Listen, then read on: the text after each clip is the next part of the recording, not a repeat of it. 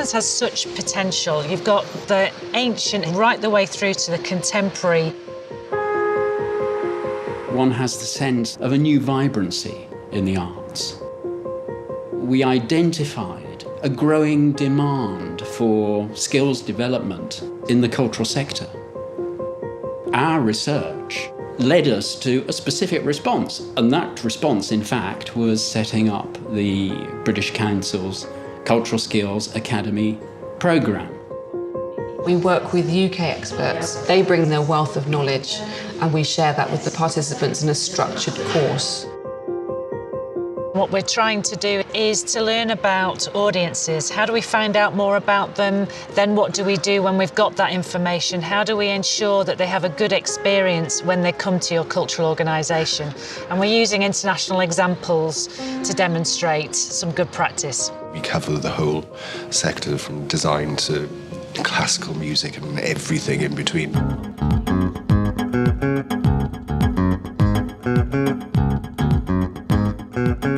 What we're trying to look at is some of the principles that we've developed in the UK that haven't been developed here yet, particularly around how to capture audience data and what to do with that data to help to inform planning.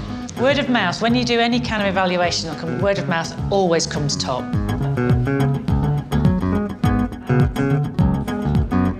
That marketing is now changing very, very quickly because of social media. The customer has more power because they are becoming your advertisements. Your brand is no longer what you say it is, it's what the masses out there say it is. So you have to balance out that kind of feedback. And I think for me it's about finding the appropriate place, the place where what your audiences are telling you is a source of inspiration, not a threat. They bring us a lot of experience, not only theory, but a lot of case studies, a lot of good tools to use.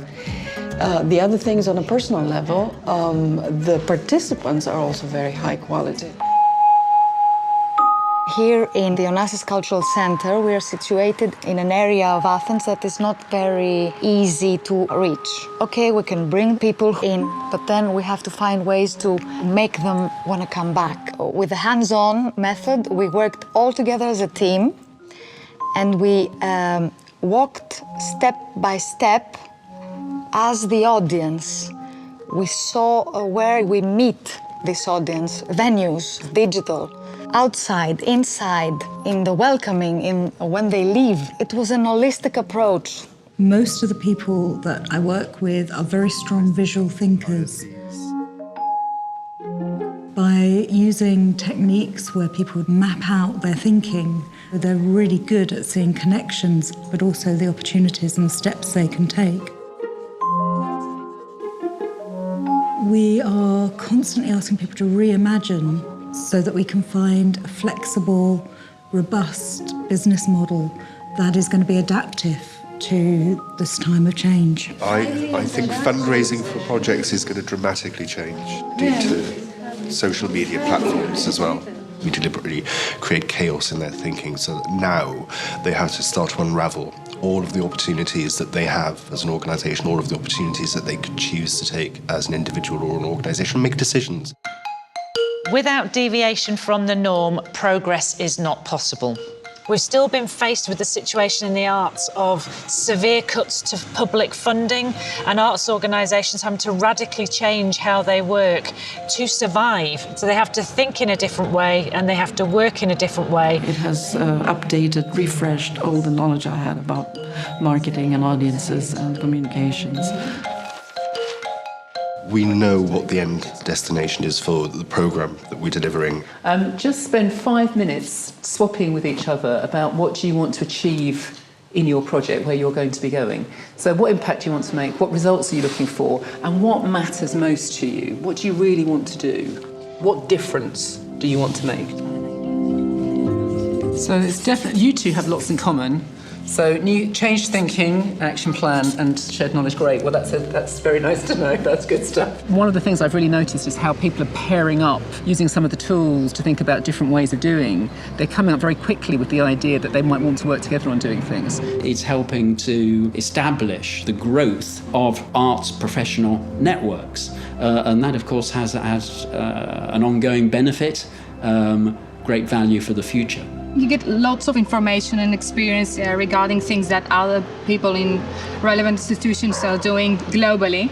And it's a great opportunity to build a strong network to support culture in Greece. We can work together to approach the same audiences for our different venues. It's really important while working to be able to make a call or ask an advice from somebody who will be ready to give it.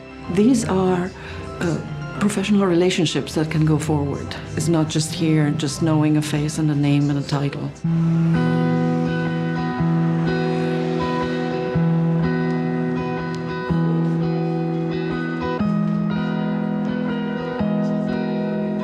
The museum has been operating in the city for more than 10 years in a nomadic situation, and now we are in our new building and we work hard to open it to the public. The Cultural Skills Academy was a breath of fresh air for me because it reminded me that we shouldn't lose the big picture.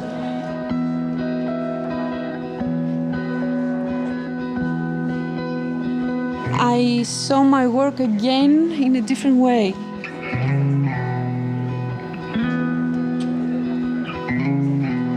Cultural exchange supports economic and social development.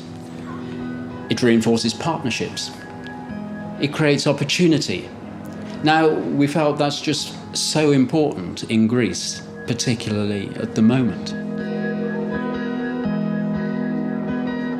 That creativity that we all have within us needs to find a way to be expressed, whether that's attending a show or an exhibition, whether that's taking part in a workshop, whether that's taking your children to do a creative activity. In a place like Athens in Greece that has this extraordinary heritage, it should form a part of everybody's lives.